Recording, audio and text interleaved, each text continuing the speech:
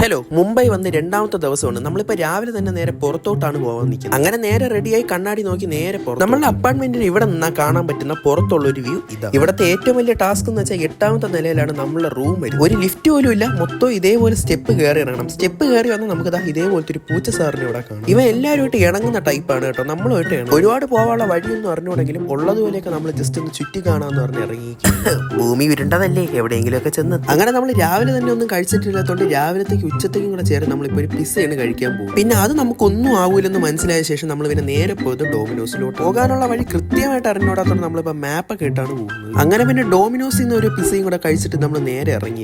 എവിടെ പോകണമെന്നും കൃത്യമായ പ്ലാനിംഗ് ഒന്നുമില്ല, എന്തായാലും ചുമ്മാ അങ്ങ് നടക്കുകയാണ്. പിന്നെ ഇതിടക്കിടയ്ക്ക് വെള്ളവും കുടിക്കുന്നുണ്ട്, അല്ലെങ്കിൽ ഡീഹൈഡ്രേറ്റ് ആകും. ഈ ടൈമിൽ നമ്മൾ പുറത്തിറങ്ങി നടന്നാൽ നമ്മൾ നല്ല രീതിക്ക് ക്ഷീണിച്ചു പോകും. അതുകൊണ്ട് നമ്മളിപ്പോൾ നേരെ വീട്ടിലോട്ടാണ് പോകുന്നത്. എന്നിട്ട് ഒരു വൈകുന്നേര സമയമൊക്കെ ആയപ്പോൾ നമ്മൾ വീണ്ടും പുറത്തിറങ്ങി. വൈകുന്നേരത്തെ ക്ഷീണം മാറ്റാൻ വേണ്ടി ഓരോ നല്ല ചായയും വെച്ച് പിടിച്ച് നമ്മൾ ഇതുപോലത്തെ ഓരോ നല്ല കാഴ്ചകളും കണ്ടാണ് നമ്മൾ നേരെ നടന്നത്. ഇവിടുത്തെ പൂച്ചകളൊക്കെ വണ്ടിയുടെ മേളിലാണ് കയറിയിരിക്കുക. പിന്നെ നേരെ എത്തിയത് ഇതിന്റെ അടുത്തോട്ടാണ്. നമ്മളുടെ നാട്ടിൽ ഉത്സവപ്പറമ്പിലൊക്കെ കാണുന്ന അതേ സാധനമാണ് ഇതും. മറ്റേ പോയിന്റ് ഇട്ട് സാധനങ്ങളുണ്ട്. അതും കഴിഞ്ഞ് നമ്മൾ പിന്നെ നേരെ പോയത് പാഴ്സൽ മേടിക്കാനാണ്. എവിടെ പോയാലും ഒരു പൂച്ച അത് മസ്റ്റ് ആണ്. പാഴ്സൽ മേടിച്ച് നേരെ വീട്ടിലോട്ട്. അപ്പോൾ ബാക്കി നാളെ.